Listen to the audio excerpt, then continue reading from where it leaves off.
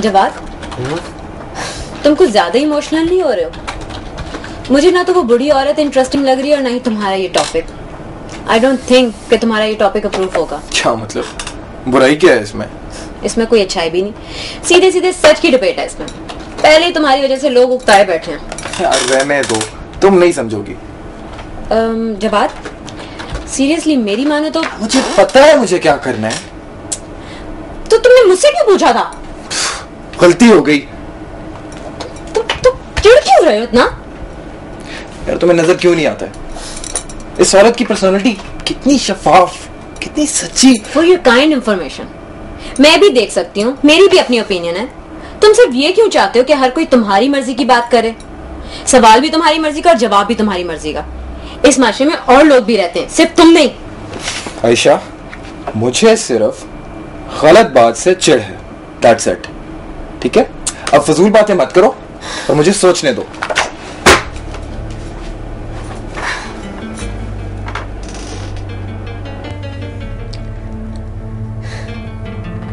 तुम्हारे हक में बोलूं तो तुम चिढ़ते हो, तुमसे अलग ओपिनियन दो तो तुम्हें गुस्सा आता। तुम ही बताओ मैं क्या करूं? तुम मुझे हर बार सजा क्यों देते हो? प्लीज प्लीज मुझे अपनी बात मुकम्मल करने दो। तुम्हारे लिए ये औरत इतनी इंपॉर्टेंट है कि तुम इसकी वजह से मेरे साथ ऐसा बिहेव करो? हाँ है वो इंपॉर्टेंट। वो वही कहती है और करती है जो सच है।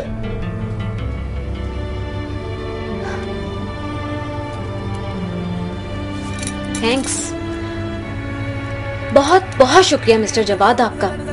आपने मुझे मेरी औकात याद दिलवा दी। कितने ब्लंटली आपने कह दिया। झूठे मुंह ही बोल दिया होता कि आयशा तुम मेरे लिए इंपॉर्टेंट हो,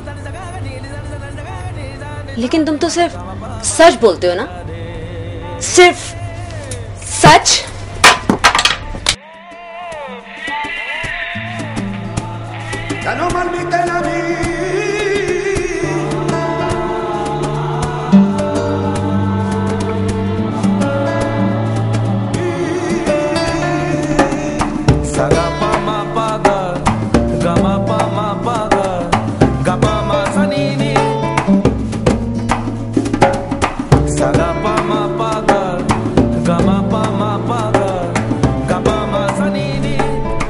नजमा बेगम, आयशा मुझे समझ क्यों नहीं पा रही है?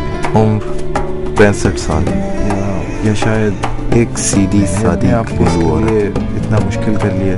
अपने शोहर की वफात के बाद मैंने कभी सोचा तन्हाई का शिकार हुई, मुझे छोड़कर जा सकती है, और तन्हाई का खौफ उन्हें उस बाग तक ले आया। जैसे वो कितनी अकेली है, मुझ तक मैंने कभी जानने की कोशिश ही नहीं की। वो मुझ तक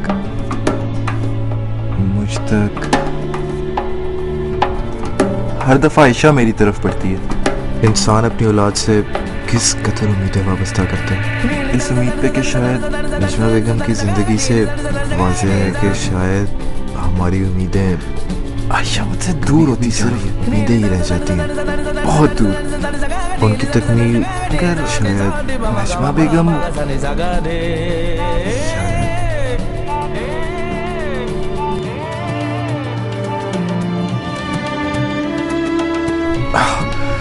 मैं इन दोनों को क्यों रिलेट कर रहा हूं?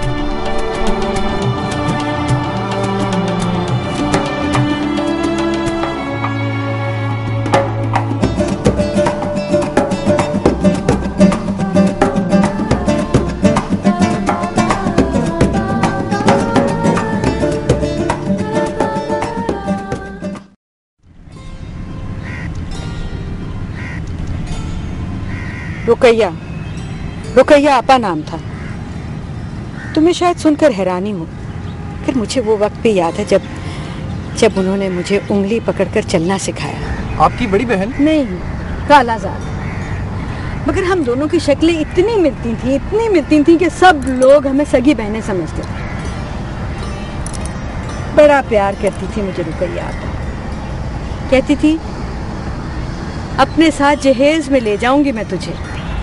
तो मेरा जी करता था कि मैं रुकैया आपा बन जाऊं, उसकी सारी गुड़ियाँ छीन, सारी किताबों पर कब्जा जमा लिया था मैंने। मैं स्कूल तो कभी गई नहीं, जो कुछ मैंने सीखा है मैंने रुकैया आपा से सीखा।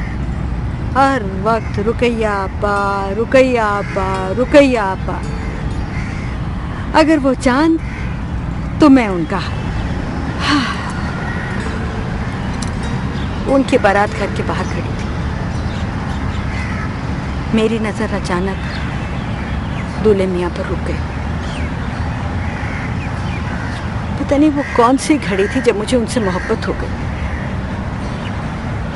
मैंने अपने आप को लाख समझाया कि ये गलत है, लेकिन दिल कहता था कि यही सच है। और फिर मुझे रुकैया से नफरत हो गई। मुझे मालूम हुआ कि जिसे मैं सारी जिंदगी मोहब्बत समझती थी वो मोहब्बत नहीं थी, तो रश्क था, बल्कि हसद थी। और उस 1 साल में मैंने रुकैया के मरने के लिए कितनी दुआएं मांगी।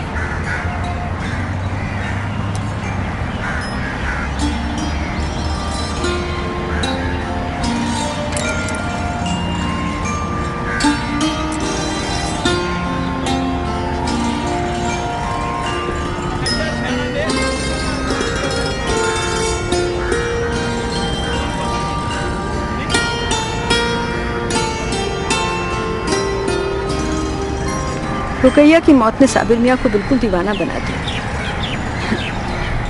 सब बोले नजमा से शादी कर ली, वही रुकैया की जगह ले सकती है। और मैंने भी कितनी खुशी से रुकैया की उतरन पहनी। रुकैया का घर अब मेरा घर था। कितनी बड़ी भूल थी ये मेरी। या इलाही, मेरी बद्दुआओं ने रुकैया को मार डाला, साबिर मियां को मेरी झोली में डाल दिया। लेकिन नजमा कहाँ गई? ये कैसा सच था? नजमा रुकैया बन गई, सब कुछ उलट हो गया। साबिर मियां मुझ में रुकैया को तलाश करते। रुकैया अब भी हर जगह थी।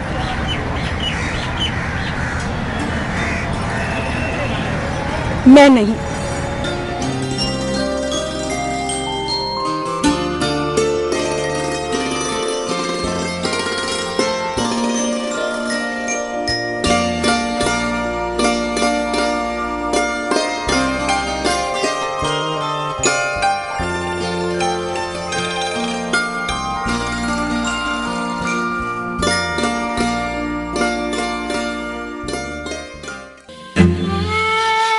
दिन तेरे किट दीना तू ना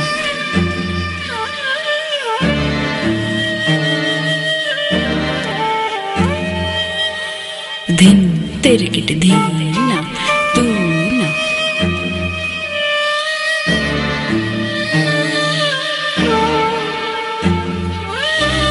दिन तेरे किट दीना तू ना दे देना दे देना रुकैया,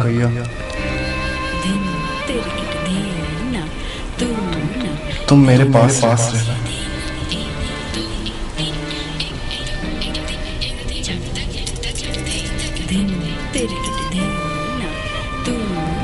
रुकैया,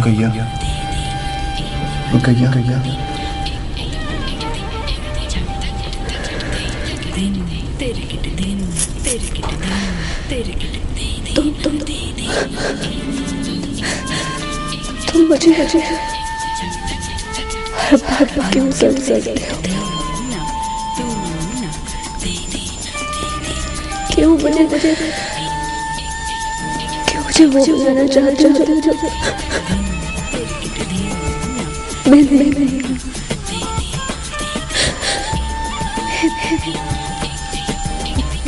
मैं रुकैया नहीं हूँ।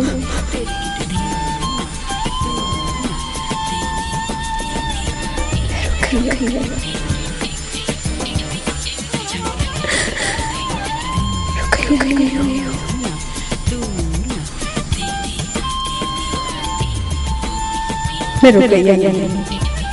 नजमा हूँ। नजमा भी नहीं हूँ नजमा।